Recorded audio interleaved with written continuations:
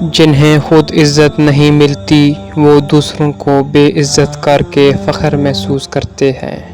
مطلب بہت وزنی ہوتا ہے لیکن جب نکل جاتا ہے تو تعلقات بے حد ہلکے ہو جاتے ہیں۔ زندگی میں طوفان کا آنا بھی ضروری ہے تاکہ پتہ چل سکے کون آپ کے ساتھ کتنی مضبوطی سے کھڑا ہے۔ دوسروں کے کام آنے کا وقت کسی کے پاس نہیں، لیکن دوسروں کے کام میں ٹانگ اڑانے کا وقت سب کے پاس ہے۔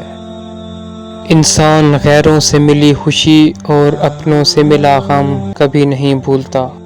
منافق اور بدتمیز میں سے زیادہ خطرناک منافق ہوتا ہے۔ سیکھتا وہی ہے جو اپنی غلطی تسلیم کر لے، ورنہ ساری زندگی بے وقوفیوں میں گزر جایا کرتی ہے۔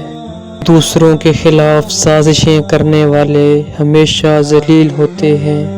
کچھ لوگ خاردار کانٹوں کی طرح ہوتے ہیں، ان سے الجھنے کی بجائے بچ کر نکل جانا ہی بہتر ہوتا ہے۔ وضاحت کے چکر میں اپنا قیمتی وقت ضائع مت کریں، لوگ وہی کچھ سنتے ہیں جو وہ خود سننا چاہتے ہیں۔